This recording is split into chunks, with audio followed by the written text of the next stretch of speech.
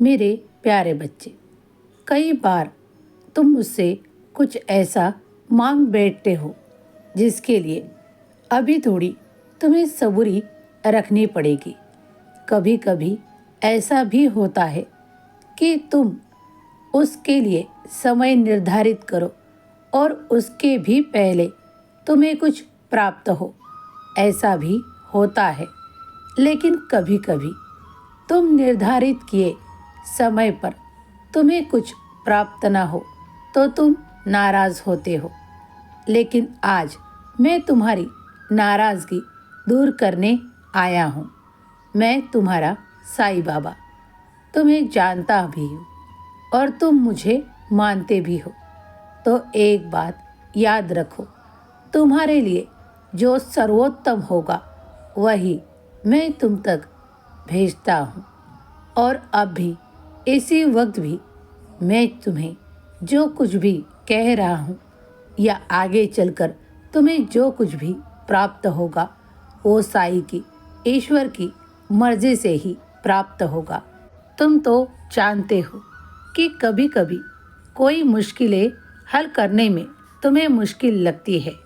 कोई समस्या ऐसी आकर खड़ी होती है जो तुम्हारा कई समय बर्बाद करती है, लेकिन तुम्हें इससे ही बचना है।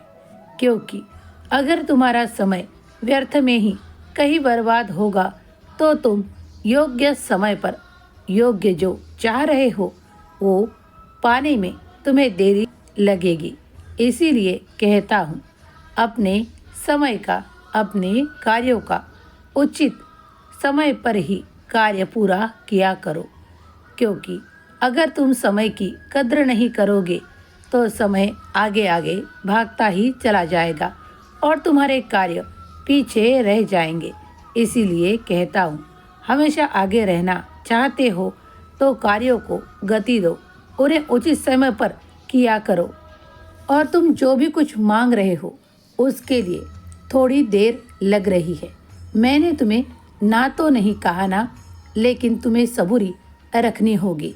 सब कुछ व्यवस्था हो रही है। अब निश्चिंत रहो और अपने कार्यों में मन लगाना शुरू कर दो। क्योंकि तुम्हारा व्यर्थ समय कार्य में लगेगा तो तुम्हें ही पछतावा नहीं करना पड़ेगा। कार्यों को व्यवस्था के साथ किया करो, क्योंकि कोई भी तुम्हारा इन कामों में कितना समय लगा वो तो नहीं देखता, लेकिन तुम्हारा कार्य ज़रूर देखता है। इसीलिए कहता हूँ, अगर किसी काम को जितना समय लगना है उतना ही लगेगा। ज़्यादा गड़बड़ी के साथ कार्य को मत आजमाना शुरू करो। क्योंकि सब कुछ सफलता तो वही पाता है जिसके मन में श्रद्धा हो, सबूरी हो, धैर्य के साथ काम किया जाए। मेरे प्यारे बच्चे, मैं तुम्हें नाराज़ नहीं देख पाता, लेकिन तुम्हें भी अपने कार्य की पद्धति कुछ बदलनी होगी। बाकी तो सब कुछ ठीक है और सब कुछ ठीक ही होगा। तुम्हें मेरा आशीर्वाद प्राप्त है। हमेशा मन को अपने कार्यों में लगाने के लिए तुम नामस्मरण साथ साथ किया करो, तुम्हारा मन लगने लगेगा। बाकी सब तुम्हारे लिए शुभ है और शुभ ही होगा। तुम्हारा कल्याण होगा। निश्चिंत रहो।